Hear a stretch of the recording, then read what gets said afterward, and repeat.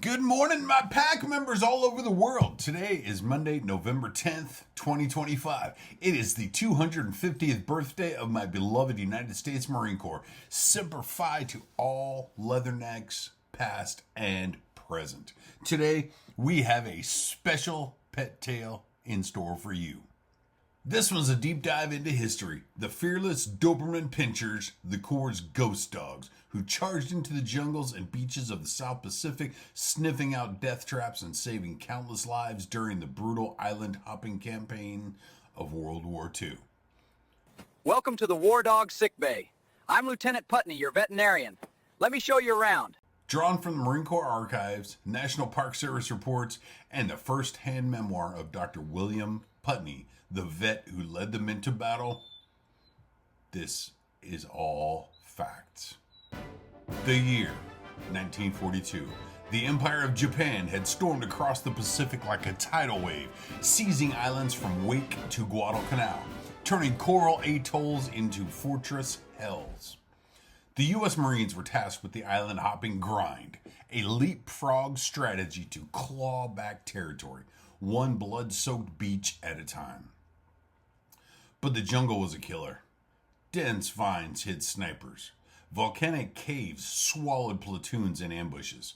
And booby traps, mines, tripwires, punji pits, they claimed more lives than the bullets did. Commanders needed an edge, something with a nose sharper than radar and loyalty fiercer than steel. Enter the dogs. It started at Camp Lejeune, North Carolina, where the Marine Corps War Dog program kicked off in 1942. Modeled after the Army's K-9 Corps, but tailored specifically for the Pacific Theater. The Corps put out a call through Dogs for Defense, a civilian outfit that begged, borrowed, and bought family pets. By 1943, the Doberman Pinscher Club of America had rallied nationwide, shipping crates of sleek, black and tan athletes, fearless, athletic, with coats that shrugged off jungle humidity. Why Dobermans? Their short hair beat the tropic sweltering heat. Their build, 50 to 70 pounds of muscle, let them navigate tunnels and underbrush, and their senses? Unmatched. Ears perked for whispers of enemy patrols, noses that could scent a hidden bunker from 100 yards.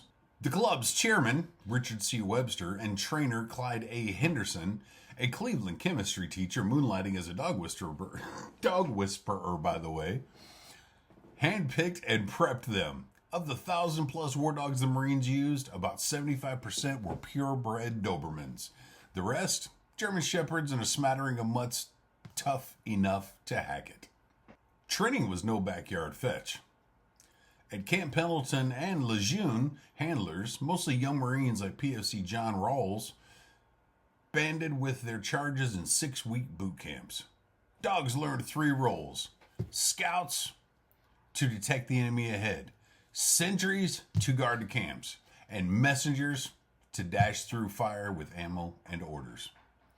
Scouts, like Doberman Butch, drilled on silent alerts, freezing stiff, growling low to signal danger close.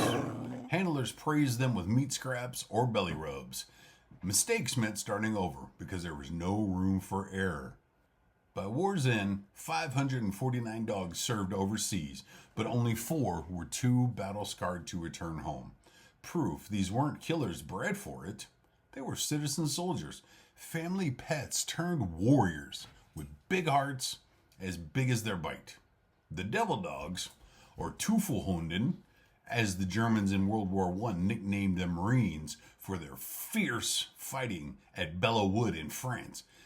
They hit the beaches in 1943, but they truly shone in the Central Pacific push. Tarawa, Saipan, Guam, Peleliu, Iwo Jima. Take Guam, July 1944, the second battle to retake America's territory from Japanese holdouts. The 3rd Marine Division and the 1st Provisional Brigade landed 60 dogs and 90 handlers from the 1st, 2nd, and 3rd War Dog platoons, mostly Dobermans under Lieutenant William Putney, the Corps' chief vet. Enemy defenses were nightmare fuel. 18,000 troops dug into caves, bunkers, and jungle thickets, lobbing grenades from hidden foxholes. Man.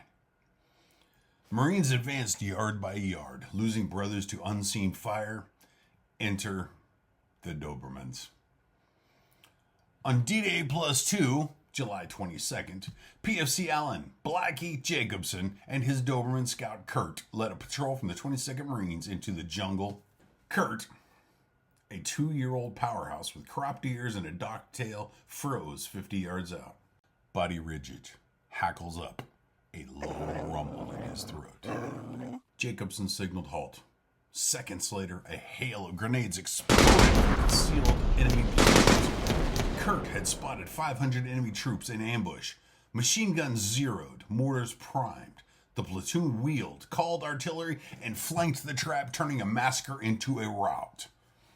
Kurt took shrapnel to the chest, but dragged himself back to Jacobson, who refused medevac until his partner was safe. That alert saved 250 Marines that day. Kurt earned a Purple Heart, one of only 2 dogs so honored, but died weeks later from the wounds. His grave anchors the National War Dog Cemetery on Guam, where 25 fellow Dobermans lie, killed in action, buried like the heroes they are. On Saipan, June 1944, Dobermans like Cappy cleared caves, alerting 2 snipers who were picking off Marines by the thousands. Handlers whispered commands, "Seek, seek," and the dogs plunged into brush, noses to the ground, uncovering booby traps that would have shredded the patrols. In Peleliu's Bloody Nose Ridge, scouts dodged flamethrowers to map Japanese artillery nests, buying time for the 1st Marine Division to push inland.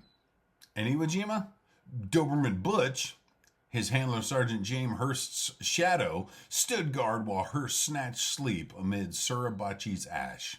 Across the campaign, over 100 islands, 100,000 plus enemies dead. These dogs logged 0 ambushes on units they scouted. Japanese troops, spooked by the silent black phantoms bursting through the vines, dubbed them ghost dogs, or worse, fueling night terrors that broke enemy morale. The toll was fierce. 25 Dobermans killed in action on Guam alone, out of 60 that landed. Many to grenades lobbed at their alerts. Handlers like Rolls mourned partners like family, carrying their collars home. Post-war, Putney fought bureaucracy to discharge the survivors to owners, not labs. Most reintegrated, tails wagging in backyards, battle fatigue fading in time. Today, the Corps honors them at Quantico's Museum and Guam Cemetery, where Kurt's statue stands eternal watch. Ears up, nose forward, a bronze echo of debris that helped crack the Pacific. On this, the 250th birthday of the United States Marine Corps, we celebrate the war dogs who helped the Marine Corps win the battle in the South Pacific in World War II. Semper Fi.